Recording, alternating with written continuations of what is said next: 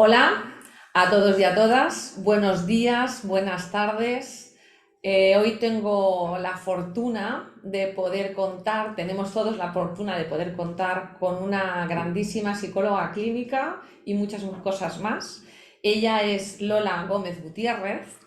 Eh, es psicóloga clínica, tiene una gran consulta en Madrid, está formada en constelaciones familiares como especialista en constelaciones familiares, pero también tiene un máster en orientación y terapia familiar, es mediadora familiar, terapeuta de parejas, de adolescentes, de niños y de familias y especialista en peritajes judiciales. Hola Lola, buenos días, buenas Buenos tardes. días. Bueno, como las dos estamos en España, en esta ocasión para nosotros es buenos días. Bueno, tengo que confesar que para mí Lola es una persona que me resuena muy profundamente. Las dos somos psicólogas clínicas y las dos especialistas en constelaciones familiares. Luego, en ese sentido, me siento muy en resonancia. Y también, siendo yo profesora de psicología o pedagogía en España, que es como orientador o psicólogo escolar, ¿sí? La figura de Lola es una figura que nos aporta muchísimo a los profesionales del ámbito de la educación. De manera que, bueno, por ahí van a ir nuestras preguntas.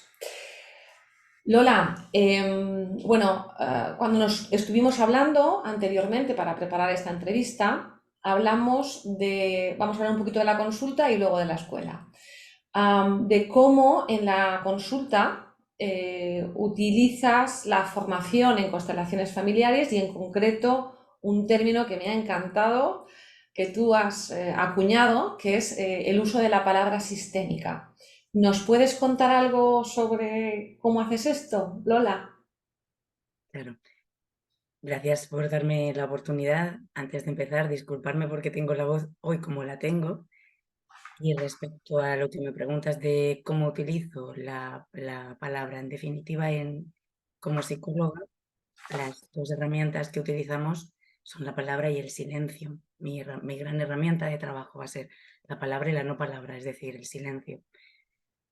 También cuando la persona acude a consulta va a utilizar lo mismo, la palabra y la no palabra, el silencio. Entonces, lo que yo he observado es que la información que a mí me llega cuando la persona pone en palabras su situación o lo que quiere que se trabaje en consulta, me ayuda a identificar desde dónde me está hablando, es decir, si esa persona está en su sitio o no está en su sitio. Y la cosa cambia muchísimo. Si la persona está en su sitio, le va a ser muy fácil ver lo que es, lo que hay. Si la persona no va a estar en su sitio, su perspectiva, si está más por arriba, está más por debajo, o está en la silla en otra silla, ya no sé si más arriba o más abajo, va a modificar cómo interpreta la realidad. No va a ser una realidad, sino una interpretación de la realidad. Entonces, cuando yo escucho la palabra, lo que me cuenta la persona a través de la palabra, lo que utilizo es la palabra sistémica, que digo, dices, el término acuñado, palabra sistémica, como una alfombra roja para ayudar a que la persona se ponga en su sitio. Ujú. Realmente lo que hago es, identificando desde dónde ha hablado, le hago ver dónde estaría su sitio y cómo sería la perspectiva si ella hablara, si esa persona hablara de la misma situación visto desde su sitio. Entonces, hago la alfombra roja para que la persona se coloque en su sitio y desde ahí volvemos a mirar juntos la misma realidad que me ha contado. Y es sorprendente cómo cambia lo que traía en mente, incluso las sensaciones físicas o el malestar, cómo llega a cambiar porque de repente no estamos hablando de lo mismo que la persona pensaba que traía o que la persona pensaba que le estaba pasando y que no podía resolver. Y ahí también es muy bonito la otra versión, la de la no palabra, ¿no? La del silencio. Porque otra cosa que he observado es que suele ser muy habitual que cuando la persona no habla desde su sitio, em, se habla demasiado. Se habla demasiado y se necesita hablar con otras personas. Es como Si yo no estoy en mi sitio, necesito contárselo a no sé quién para ver si me dice si sí o si no, a no sé quién, a no sé quién, a no sé quién, y repetirlo y la cabeza se pone como un bombo, mientras que cuando yo me pongo en mi sitio, es como que ya una vez que defino lo que hay, ya no da para más, no es que llegue el silencio, es que no hay nada más, o sea, ya está definido. Ni hay más bola mental de dar vueltas al tema, ir para adelante, para atrás, ni tampoco la necesidad de contarlo, que todo el mundo lo sepa, tener como a favor y en contra, es decir, se acaba, es como punto de partida. Si yo estoy en mi sitio, me es muy fácil hacer el punto de partida de cómo voy a resolver aquello que quiera resolver. Entonces, a lo mejor estoy todo el tiempo diciendo lo de estar en mi sitio, ¿no? ¿A qué me refiero con estar en mi sitio? Como hija, como madre, como pareja igual que mi pareja, como compañera donde esté trabajando, como compañera a este nivel, a este, a este. Es decir, mi sitio es el estar donde realmente me corresponde estar, que es desde donde voy a tener la mejor óptica, desde donde voy a poder ver la realidad y desde donde voy a poder hacer camino. Otra Bien. cosa curiosa por ejemplo, lo del estar en el sitio, que yo te decía antes, si no estamos en el sitio tendemos a hablar de más y a comentarlo con más gente. Curiosamente, cuando yo no estoy en mi sitio, mi camino me voy a encontrar con obstáculos insalvables, terribles. Si estoy en mi sitio, claro que va a haber obstáculos, pero son obstáculos salvables. Entonces son como pistas de si estás o no estás realmente donde te corresponde para desde ahí poder avanzar o quedarte atrapado.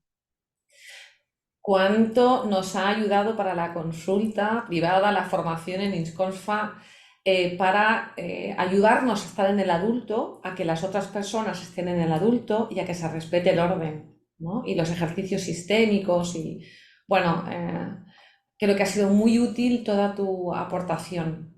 A mí también me ha hecho reflexionar mucho. Gracias, Lola. Bueno, y hablando del ámbito de la enseñanza, aquí, como llevo 30 y tantos años como profesora de psicología y pedagogía, que en España se llama orientador. Y con frecuencia, desde el centro nos ponemos en contacto con profesionales externos que tienen una consulta privada, como Lola, y que trabajan con las familias, con los padres, con las familias, con los padres, con los jóvenes, con los adolescentes, ¿no?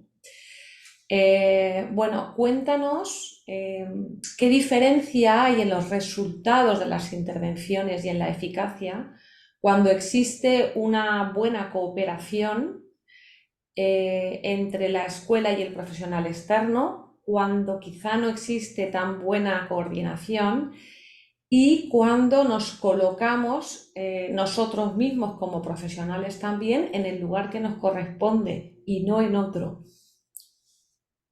Exacto. Ahí en la intervención con un menor, me da igual que sea en España los menores de primaria son menores de 11, los de secundaria son hasta los 16. Lo importante son las tres partes. Si tú miras al menor, detrás del menor están sus padres y luego estamos los profesionales externos y los profesionales internos. Como tú bien dices, es muy importante el que estemos en nuestro sitio para que esa intervención resulte eficaz. Quizá la primera parte para estar en nuestro sitio es que sepamos mirar al menor con la familia, ¿no? Porque muchas veces es muy fácil, en la medida en la que el profesional quiere ayudar al menor, el saltarse a la familia, pues porque la familia no está en el centro en ese momento y a lo mejor los profesionales estamos en contacto, pero al no estar presentes físicamente las familias, nos lo saltamos y ese es uno de los primeros errores para que la intervención no resulte eficaz. Una vez que hemos visto a los padres, realmente es una relación de igual a igual. La única diferencia es la fortuna que tenemos los profesionales externos de poder dedicar todo nuestro recurso y un tiempo exquisito con una persona y su familia, cosa que los profesionales internos, la metodología a la hora de trabajar es mucho más difícil, el tiempo es más reducido, los recursos pueden ser los mismos. A veces son los mismos en cuanto a formación, pero quizá luego son diferentes en cuanto a las cosas prácticas. Por ejemplo, en los centros a lo mejor hay muchos más recursos para hacer evaluaciones a través de pruebas psicométricas, que no tanto lo tienen los profesionales externos. Es decir, hay un complemento magnífico que si se trabaja junto, mirando realmente las necesidades del menor y de la familia del menor, lo que ahí está apareciendo con el problema del menor, va a funcionar solo. ¿Qué suele pasar cuando hay una buena colaboración? Vuelvo a lo mismo, son las formas de trabajar. En los centros escolares hay una limitación de tiempo y hay un desbordamiento en cuanto a número de niños a los que atender. Entonces hay como quizá son ellos realmente los que ponen en marcha el proceso, porque para ellos supone una inversión de tiempo ponerse en contacto con el profesional externo. Entonces, cuando ellos mueven la ficha y se ponen en contacto con el profesional externo, nosotros vemos unas cosas que los profesionales del centro no ven. Entonces, en esa colaboración aportamos a lo que surja o a la necesidad de ese menor y su familia, complementamos la información y vamos de la mano. Lo que quizás sea el campo más fluido en la psicología clínica, que sería como lo externo, porque la escolar, por eso digo que se complementan perfectamente, porque quizá la mirada desde la psicología clínica tiene que ver con un encuadre y el de la escolar otra. Al complementar, al fin y al cabo estamos hablando de cómo atender o cubrir las necesidades del niño y su familia. Entonces, cuando hay un diálogo de igual a igual de profesionales, antes hablábamos de los sitios, ¿no? Pues ahí Sí. los profesionales estaríamos en el mismo sitio respecto totalmente al servicio del niño y la familia. Obviamente ahí la intervención fluye y el niño avanza y vuelve a ser lo del sitio. Si yo lo estoy mirando desde donde yo creo que lo ve y pienso que esto es algo que a veces tendemos a pensar que el otro lo está haciendo mal, Eso es lo que hablábamos. me da igual que sean, el otro puede ser la madre, el padre, el contexto familiar lo está haciendo muy mal, o puede ser que el psicólogo clínico al que va lo está haciendo muy mal, o puede ser que el psicólogo clínico piense, es que en ese centro es un desastre porque funcionan fatal. Eso es un mal punto de partida para poder llevar a cabo cualquier tipo de intervención, porque ahí no estamos al servicio de la necesidad del niño y la familia, sino que estamos más bien desde la mirada crítica de esto sucede porque necesito un cabeza de turco, venga, ¿a quién le coloco?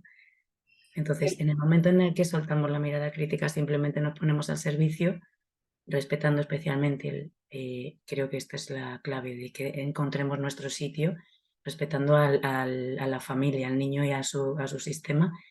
Y es muy fácil que todo fluya y que el diálogo sea muy bonito y muy constructivo. Y este miedo que siempre cuando vamos con prisa, que el tiempo que va a suponer hasta que contactamos pues posiblemente en ese momento el tiempo sea el mínimo que realmente se requiera, porque va a resultar muy fluido el avance.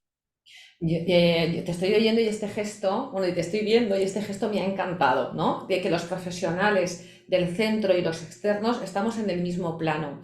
Y en el centro, en los centros educativos, en los centros de enseñanza, no solamente de niños, sino también de jóvenes. Y también es interesante que cuando veamos a los jóvenes, incluso jóvenes adultos, nos demos cuenta que detrás hay una familia, ¿no? Que no solamente en los niños, sino en los jóvenes adultos. Bueno, entonces, ciertamente estamos así como profesionales externos y en el ámbito educativo trabajamos con muchos profesionales externos. El trabajador social es un profesional externo, la figura del trabajador social, el asistente social, quizá en diferentes países, ¿no? Los psicólogos privados, el psicólogo clínico es otro profesional externo.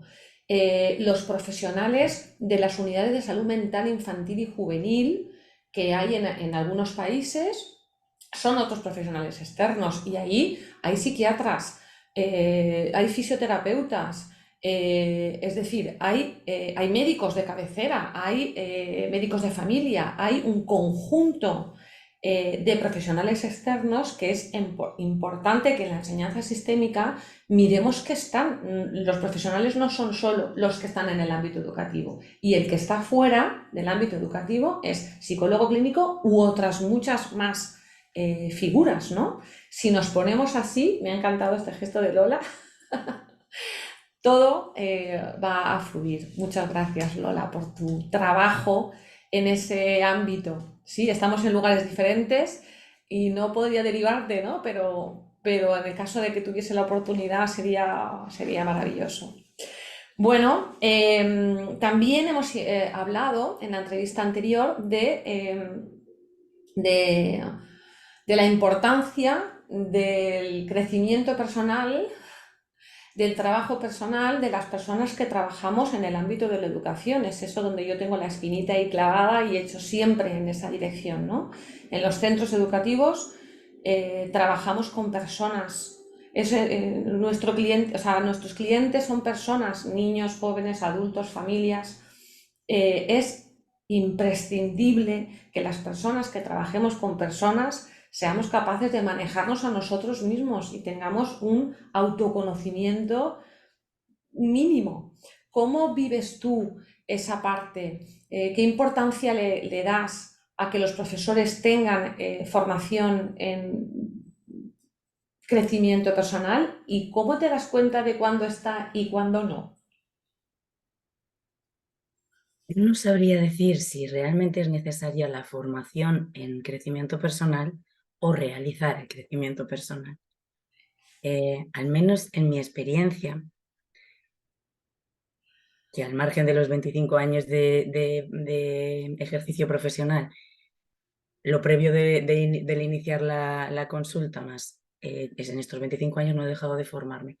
Y no es tanto la formación de lo que yo sé y de lo que yo puedo manejar aquí y de lo que acredita todas las horas de formación que yo he hecho, sino el realmente si yo he recorrido eso. Yo no vale que predique, no tiene ningún sentido. De hecho, el ser humano no funciona por el que le prediques, sino por el que le modeles. Y trabajando, como tú dices, trabajamos con personas, pero especialmente estamos hablando de la población de niños o adolescentes o jóvenes adultos. Es que están en esa fase de necesitar ser modelados, no predicados. No hace falta que les digamos lo que tienen que hacer o cómo lo tienen que hacer, es el cómo nosotros lo vivamos. Entonces, ahí te hablo desde mi perspectiva, ¿no? Cuando trabajamos con personas, para podernos, yo puedo ser más mayor que la persona con la que estoy trabajando si es un menor y puedo tener muchísima experiencia, de acuerdo, pero no dejo de ser una persona y te vuelvo a hacer lo mismo, igual.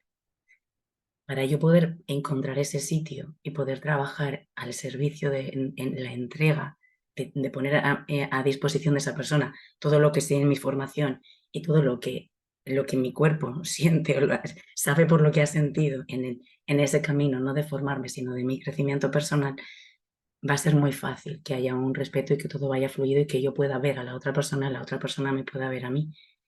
Y eso implica mucha responsabilidad. En definitiva, cuando hacemos el crecimiento personal, es un trabajo de autoconocimiento y quizá lo más difícil del autoconocimiento sea el ver las luces y las sombras. Entonces requiere un trabajo de tanta renuncia y tanta humildad el poder ver mis propias sombras que cuando yo he sido capaz de hacerlo, suelto creencias, suelto experiencias, suelto aprendizajes, suelto la norma de lo que tiene que ser y simplemente estoy. Y estoy con lo que hay. Desde ahí, cuando yo me pongo enfrente de un niño, y te digo siempre, porque quizá con el niño no es tanto, sino luego quizá con las familias, cuando yo ya me he mirado de frente a mis sombras, no me voy a escandalizar cuando vea las sombras del de delante. Es más, mi mirada va a ser eh, igual de tierna, compasiva, amorosa y comprensiva que la que yo he entrenado conmigo. Si yo nunca la he entrenado conmigo, siempre voy a verlo como desde la condescendencia, o me va a ser más fácil colocarme como el profesional desde la condescendencia de que entiendo lo que le pasa, pero lo entiendo desde la mente. Sin embargo, si yo lo he vivido, no es cuestión de entender. Es como si realmente entráramos en una conexión que va más allá de lo que se ve o de lo que se pueda entender y se pueda explicar. Mi camino en mi desarrollo personal como persona, no tanto la formación, sino mi camino en mi desarrollo personal, ya es como las manos o las manos o la linterna, ¿no? Como el faro que va a iluminar el camino de aquella persona y el sistema familiar de la persona con la que yo vaya a trabajar. Y yo no siento que haya otra forma de hacerlo. Yo te estoy oyendo y me cuesta porque soy muy activa y entonces empezaría a aplaudir, ¿no? El asunto es verdad que hay una tendencia ¿no?, a considerar que las horas de formación garantizan algo y las horas de formación lo único que garantizan son las horas de formación, ¿no? Yo siempre digo, mira, no está en mi currículum, pero los 10 años que llevo de psicoterapia personal, 10 años, de una vez a la semana, eso es lo que, bueno, ¿no?, lo que hace que pueda ver mis resistencias al cambio y entonces abandone la crítica frente a las dificultades de otros, ¿no?, que están total, o sea, es lo que estás aportando, ¿no? Y la importancia de que ese camino recorrido, incluso cuando es a través de la formación, lo sea de una manera fenomenológica y vivencial, de manera que, bueno, aquí las nuevas constelaciones familiares tienen también una metodología, es también una herramienta, ¿no?, para vivirlo de esta manera, no de una manera mental. Lola, muchísimas gracias. A mí me gustaría que nos contaras, por último, algún caso de éxito cuando ha existido esta relación de igual a igual entre los diferentes profesionales en el ámbito educativo y en el ámbito externo, que casualmente, en los 32 años que llevo yo también en la docencia, van bastante de la mano el podernos poner así, ¿no?, cuando las profesionales del ámbito educativo hemos recorrido un camino de crecimiento personal. Entonces, automáticamente nos ponemos en este plano, ¿no?, con los profesionales externos. Cuéntanos alguno de los casos de éxito que quieras compartir. Mira, este que, me está, que es el que me viene, el centro se pone en contacto conmigo por una, creo que adolescente, no recuerdo la edad, quizá unos 15. El comentario me llama por la persona, me pone en situación con el matiz de su dificultad para hablar concretamente con la madre.